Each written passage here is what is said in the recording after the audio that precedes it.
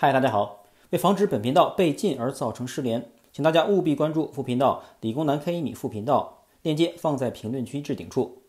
副频道已经开始陆续更新高质量的原创视频，欢迎大家关注并收看，谢谢大家。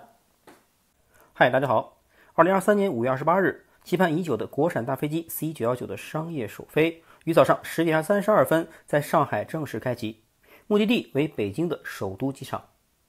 此次首飞之行结束后，将开启以上海为基地，在飞往成都的黄金航线上常态化运营 MU919次定期航班，初始票价为919元。而此次首飞的飞机内部照片也曝光了，如图所示，一排左起为中国民用航空局局长宋志勇，中国商飞董事长贺东风，东航总经理李养民，工信部部长也是原商飞董事长金壮龙。第二排左二起为 C919 总设计师吴光辉，大飞机专项组组长院士张延仲，原中航工业总经理也是商飞 ARJ 的总指挥罗荣怀。除了以上相关单位的人员外，全机160多名乘客还包括了部分通过东航 APP 申请而后中签的普通旅客。当然，首飞意义重大且座位有限，可谓一票难求。不过，对国产大飞机 C919 感兴趣的航空迷，后续还可以重点关注从上海飞往成都的定期航班 MU917， 买票时可以特别留意，以便尽早体验。其实说起中国的 C919 国产大飞机终于破茧成蝶，也打破了波音和空客对于民用航空市场的垄断，但这一路都是伴随着无数的辛酸与艰辛，承载着中国人对于大飞机梦想的追求，历时超过50年的时间。这一切都要从生不逢时、半途而废的运十说起了。运十是国人对于国产大飞机的首次尝试，也是无数人心中永远的痛。不过大家可能不知道的是，运十项目的起源是来自于当时的中共中央副主席毛主席的接班人，也是后来913事件的主角林彪。1969年中苏珍宝岛之战爆发，为了应对未来苏联的大兵压境，时任国防部长的林彪提出了大搞轰炸机、大搞运输机的指示。随后，远程大型运输机的研制项目被命名为10号任务，而远程轰炸机项目则被命名为12号任务。可见1970年，毛泽东在视察上海时说，上海的工业基础这么好，可以搞飞机吗？于是中央向上海市政府下达了研制大型客机的708工程。1971年913事件爆发，林彪坠机，他所主导的10号任务和12号任务也被合并至708工程中，正式开启了运十项目的研制。当时英国人也曾经向中国兜售3叉戟客机，也就是林彪坠机的那个型号，并承诺进行部分技术转让，不过后来被周恩来总理拒绝，高层下定决心，国产大飞机要走自主研发之路。运十被设计为一款全经济舱149人，头等舱加经济舱组合124人的中型干线客机，长度43米，翼展42米，最大起飞重量可达110吨。而如今的 C919 长度和翼展分别为39和33米。如此看来，从外观上看，当年的运十还要比现在 C919 的块头来得大。而且运十配有4台发动机， C919 只有2台。当然，这主要是得益于现代发动机技术的突飞猛进。C919 所使用的 LEAP-EC 发动机单台推力超过130千牛，几乎是运十所使用的普惠 GT3D 的2倍，两者完全不可同日而语。很多人说运十是由波音707的逆向工程而来，简单来说，就是把707拆了重新再装。实际上两者完全不同。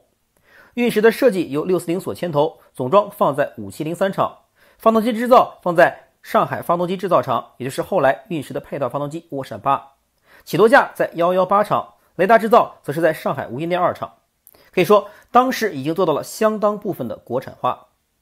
而且波音707是当时国际流行的客机，载客数可达220人，而运十的极限载客量也就150人。运十的第一架原型机在1978年和1979年2次用于静态测试，并符合设计要求。第二架原型机于1980年完成首飞，并在随后几年累计试飞了130余架次，最远航程3600公里，足迹遍布北京、合肥、哈尔滨、乌鲁木齐、广州、昆明、成都等不同气候的多处城市，甚至曾7次飞越被称为死亡航线的喜马拉雅山，为西藏运输紧急物资。运十的进展看起来一切顺利，而第三架原型机的建造也已完成了 60%。 正当人们认为已有辉煌战绩的运十可以继续研发完成剩余测试时，噩耗随即传来。运十项目由于3000万人民币的研发经费而最终折戟。1982年，上海市计划委员会向中央汇报，请求完成运十项目第3架原型机剩余1/3的研制工作，并表示上海可以承担总共6000万研发经费的一半，3000万的费用，另一半向国家申请。但这个请求自始至终都未获批复，因此到了1983年，运十就已得不到经费支持了。最终于1985年2月，在3000万研发经费批不下来的情况下，巧妇难为无米之炊的运十只能停飞。运十的悲剧自然有当时高层决策的直接原因，不过在很大程度上也因为当年项目启动时是由王洪文为首的上海革委会主导参与，并在中间捞取政治资本。而运十首飞成功的第3天，即1980年9月29日，林彪集团和四人帮集团就被移交最高检起诉，最高院审判，运十的地位也因此变得尴尬起来。从1970年任务下达到1985年停飞，历时15年研制，融合了许多中国航空人的心血，总投资达5.377亿元的运十，居然败在了最后的3000万上，而其配套发动机涡闪8项目也随之下马。之后，国产大飞机进入到了第2阶段，市场换技术。1985年3月31日，也是运十停飞刚满1个月，上海航空公司和美国麦道飞机就在合作生产麦道82大型喷气式客机的协议书上签字了。很显然，决策层最终在继续自主研发运十，还是与美国合资上选择了后者。运十的第3架原型机及其生产线被拆，10几年累积的技术团队也随之解散。在改革开放初期，军工要为经济建设让路的大背景下，中国放弃了大型运输机的自研，选择了造不如买，买不如租的道路。而这条路在后来也被证明是失败的。1985年开始，中美合作生产的麦道82客机，中国只不过仅仅扮演了技术含量较低的部件组装角色，只占全机工作额度的6%至8%。此后，中国与空客、波音也开展了联合研制生产的合作。但欧洲空客只授权中国可以组装 A320， 但禁止中国基于 A320 进行改进，这等于封死了中国以 A320 为基础发展自己民用客机的路子。同样的，波音也拒绝了中国对波音飞机进行改进，只允许中方对波音73机进行组装，还附带了中国市场份额要达到 70% 的条件。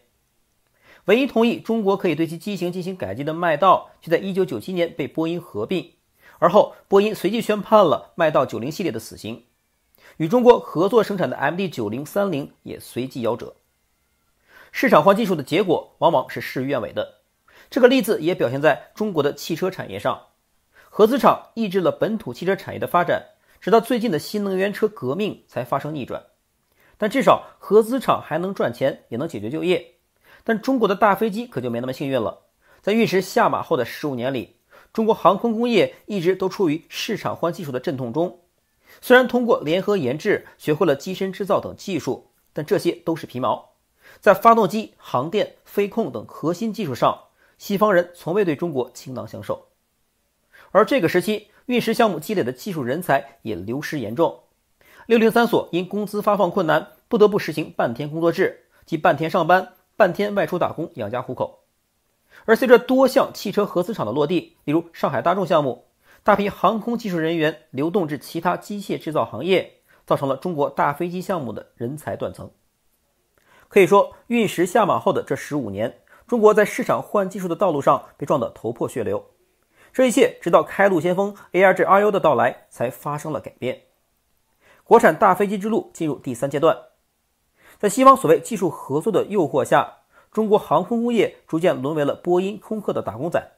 在痛定思痛之后，2000年，中国重新从市场换技术转为自主设计研发国产大飞机上，并且东西并进。ARJ21 项目由上飞承接，西飞则以运7为基础研制出了新舟60支线客机。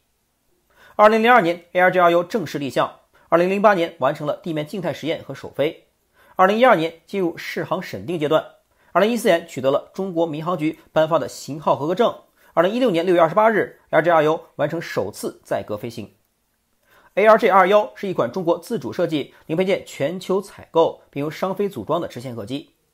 主要子系统大部分外购，主要是因为中国在市场换技术的15年时间里，世界航空技术已大幅向前发展，中国欠的债太多，如果关键部件贸然用国产替代，首先安全性难以保证，其次国外市场证的取得也会遇到困难。ARJ21的最大意义在于，在运十项目夭折之后，中国人第一次把自主设计、组装生产、市场证取得流程的全过程都走了一遍，积累了丰富的经验，也为之后 C919 大飞机的研制打下基础。这也是 ARJ21 被赋予开路先锋的意义所在。以 ARJ21 为先行者， C919 的横空出世为中国民用航空业迎来了高光时刻。2007年，国产大飞机 C919 项目正式立项。8年后的2015年， C919 首架飞机完成总装下线。2017年5月5日成功完成首飞。